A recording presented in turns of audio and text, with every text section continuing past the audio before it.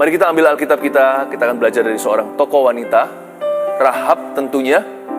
Ini tokoh yang sangat-sangat kontroversial, karena beliau adalah seorang pelacur. Tapi bagaimana dari seorang perempuan sundal, dia bisa menjadi mamanya seorang konglomerat di Bethlehem. Ini ibunya Boas. Bukan hanya itu saja, tidak sampai sana, Tuhan juga mengurapi dia menjadi nenek moyang Mesias. Rahab adalah salah satu yang menurunkan Raja Daud dan terus menerus hingga Yesus Kristus. Nah, kita akan pelajari bagaimana percaya versi Rahab ini.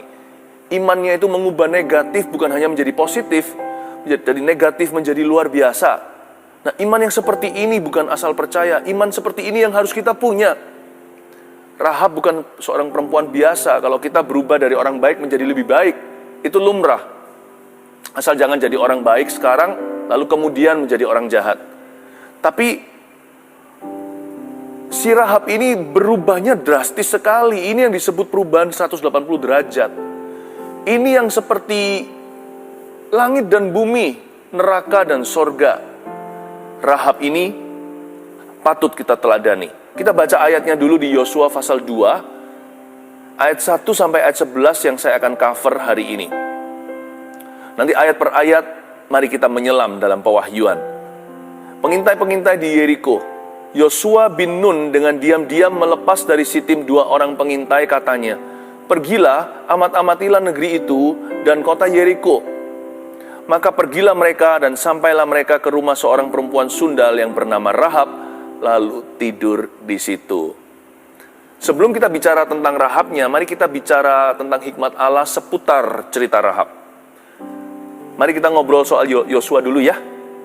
Nah, kita akan dapat memetik beberapa pewahyuan dari sikap Yosua. Yosua bin Nun ini dengan diam-diam melepas dari Sitim 2 orang pengintai. Itulah cikal bakal latar belakang cerita Rahab.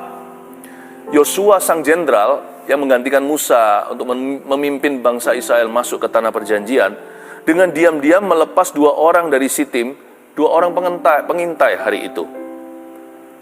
Nah, kata dengan diam-diam dia lepaskan pengintai menunjukkan bagaimana jenderal ini bijaksana. Sebelum kita bicara soal Rahab, kita belajar dulu tentang Yosua. Yosua itu nggak banyak bicara, tapi menyelesaikan pekerjaannya. Tuhan paling suka memakai orang yang begitu. Ya. Bukan orang yang mengobrol janji dan PHP, pemberi harapan palsu. Bukan orang yang membanggakan sesuatu, tapi timnya yang mengerjakannya. Orang yang tidak mempromosikan diri. Orang yang tidak bermegah. Tapi diam-diam dia bekerja. Yosua melakukan itu. Makanya peperangannya berhasil. Karena nggak bocor rahasia. Ngapain sih kita cerita kanan kiri sebelum waktu? Nanti jangan-jangan seperti Yusuf. Cerita mimpinya berakhir di sumur, dijual ke Potifar. Jadi orang itu yang penting we have a quiet faith. Kita punya iman yang diam. Bukan berarti kita sembunyikan di bawah gantang. Kita harus bersinar terang. Kita nggak boleh malu mengakui Tuhan di hadapan manusia. Nanti Tuhan malu mengakui kita di hadapan Bapa suatu hari ketika Tuhan datang kembali. Maksud saya dengan diam-diam punya iman yang quiet itu artinya nggak usah gembar-gembor, tunjukkan buah. Memang Tuhan melihat hati, tapi manusia melihat bukti. Karena itu buktikan aja. Yang penting kan buktinya. Nanti orang kan melihat iman kita. Yosua itu demikian rupa. Nah, ini cikal bakal cerita Rahab dimulai dengan mengutus 2 pengintai dari Sitim ke tanah Kanaan. Atau tepatnya ke kota Yeriko yang gagah perkasa itu. Kenapa Yosua lepas 2 orang? Karena dia dulu pun dilepaskan sebagai pengintai oleh Musa. Dia salah satu dari 12. Tapi ada trauma, ada sebuah pelajaran yang berharga. Dari 12 itu 10 ngomel melulu, semuanya mengeluh. Hanya 2, Kaleb dan dirinya, Yosua dan Kaleb, yang datang secara optimis dan berkata, kita bisa menduduki negeri. Kalau Tuhan sudah berfirman, kita pasti bisa mengalahkan. Nah, Yosua tahu bahwa asyiknya rame-rame nggak tentu menyelesaikan apa-apa. Karena itu Yosua kali ini mengulangi keberhasilannya. Hanya 2 dia dan Kaleb. Kali ini dia juga utus 2 saja dari Sitim. Masuk sebagai pengintai ke tanah Kanaan. Dia nggak utus banyak-banyak orang. selalu pilih quality over quantity. Selalu pilih kualitas di atas kuantitas. Dia pilih dua. Kita nggak pernah tahu sih, dua pengintai yang diutus ini siapa. Yang salah satunya disebut namanya Salmon. Salmon ini nanti, saya kasih bocoran, dia akan menikah dengan Rahab. Setelah Yeriko jatuh, Rahab diselamatkan sekeluarga. Nanti Salmon menikah dengan dia, turun-temurun, keluar Boas, turun lagi, ada papanya Daud, Raja Daud juga, lalu Yesus Kristus. Begitu ceritanya. Nah, selain itu, selain Salmon siapa lagi? Nggak tahu, tapi menurut versi beberapa ahli teologi dan orang-orang Yahudi, bisa mungkin saja Eliezer, the high priest atau imam besar saat itu. Bisa saja Yosua nggak bisa percaya sembarang orang, nggak bisa percayakan semua ke militer. Dia percayakan pada orang yang rohani. Mungkin salah satunya siapa tahu adalah si Eliezer itu. Pokoknya dia kirim orang ke sana untuk mengamat-amati negeri itu dan kota Yeriko. Jadi Yosua bukan hanya orang yang dibuai dengan janji, kan dia pegang janji bahwa dia akan masuk ke Kanaan. Yosua pasal pertama juga berbunyi, kamu jangan takut ya, renungkan saja firman Allah. Kemanapun kamu pergi, asal nggak menyimpang kanan kiri, kamu pasti akan berhasil. Yosua tidak terbuai dengan janji, lalu dinina bobokkan, lalu nggak berbuat apa-apa. Dia melangkah dengan iman. Persiapannya matang. Andai kata kita mau mengalami sesuatu yang dari suatu penggenapan janji Tuhan, kita pun harus mempersiapkan diri loh. Sebab janji Tuhan itu digenapi secara semi otomatis. Dia nggak manual saja. Nanti jangan-jangan kalau kita berhasil, kita berbangga dan kita berkata itu karena saya pintar, saya hebat, itu karena saya. No, semua karena anugerah. Tapi juga jangan sampai mentang-mentang anugerah kita diam aja. Ya Tuhan aja, biar Tuhan yang bawa semuanya ke dalam hidupku. Biar Tuhan yang ketuk pintuku. Nggak bisa begitu. Karena iman tanpa perbuatan adalah mati. Yang mati adalah janji. Tuhan nggak perlu bantuan kita, tapi Tuhan mau kita kerjasama karena kita adalah anak-anak dan ahli warisnya. Karena itu lihat Yosua, dia menyuruh dua pengintai itu mengamat-amati negeri. Tolong observasi, investigasi, lihat apa yang kita bisa lakukan. Kita harus masuk dari mana, meskipun nanti mereka masuknya dari pintu Tuhan. Ingat kan cerita Yeriko? Yosua 13 kali dalam 7 hari bersama dengan pasukan dan rakyat. Mereka memutari atau mengelilingi Yeriko hingga runtuh.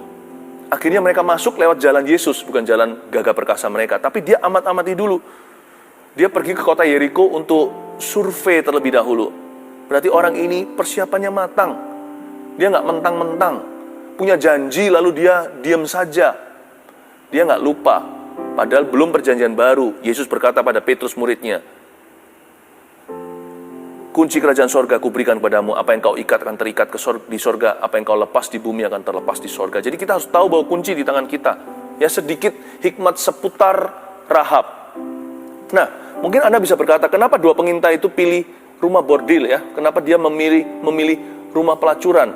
Pergi ke seorang perempuan sundal bernama Rahab, lalu tidur di situ.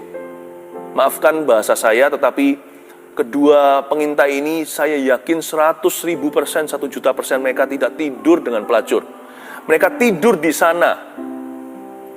Mereka tidur di sana. Mengapa? Ada dua alasan. Karena itu adalah tempat yang paling sempurna untuk bersembunyi dari musuh-musuh. Karena orang-orang tidak akan pergi ke situ untuk cari pengintai. Ada banyak distraction atau gangguan. Tentara-tentara yang tidak takut akan Tuhan kalau ke sana udah nggak cari buronan. Bisa-bisa yang mereka lihat perempuan. Jadi mereka punya kamuflase yang luar biasa. Selain itu, tempat itu berada di dinding kota. Jadi persis di border keluar. Jadi gampang untuk mereka melarikan diri. Begitu kira-kira ceritanya. Nah, kalau hari ini jangan pilih tempat yang seperti ini tentunya. Tapi itu zaman perang. Mereka pergi ke situ karena lokasinya strategis. Mereka bisa bersembunyi. Use your common sense. Ada hal-hal tertentu nggak perlu pewahyuan. Pakai pengetahuan. Kita pakai pengetahuan yang umum. Oke, aku ini sedang mengintai negeri orang. Hendaknya tinggal di tempat yang gampang escape atau gampang untuk melarikan diri jikalau aku dikejar oleh musuh. Jadi dia tahu bahwa satu-satunya tempat rumah yang menempel di dinding itu untuk para saudagar yang lewat di sana. Sedih sih, Banyak orang nggak setia sama istrinya, pergi ke tempat pelacuran itu. Tetapi hari itu, tempat itu bisa menjadi tempat persembunyian mereka. Selain tempatnya itu dekat pintu keluar, bukan dekat, pada pintu keluar, bukan hanya sampai di situ, tempat itu juga banyak sekali guest yang nggak lapor RT kira-kira begitu. Jadi di situ mereka bisa bebas keluar masuk. Use your common sense. Pakai apa yang ada di tangan. Tapi hari ini kalau ada orang pergi ke pelacuran, nah itu nggak benar, nggak beres. Ini bukan zaman perang. Apapun alasannya nggak betul tuh. Use your common sense. Ke situ pasti akan tergoda. Tapi mereka bukan dalam leisure atau bukan dalam tamasya. Mereka itu tahu sebentar lagi cabut nyawa. Jadi mereka tidak ada niat melihat wanita, tidak akan ada pencobaan. Coba pakai common sense-nya. Di setiap waktu itu ada hal tertentu, ada saat-saatnya sesuatu itu baik di waktu tertentu, tapi di waktu yang salah, sesuatu itu juga salah. Semua indah pada waktunya, semua indah pada tempatnya. Pakai pengetahuan yang sehat, tidak perlu pewahyuan bahkan. Timbang-timbang di dalam nuranimu, buat keputusan yang smart.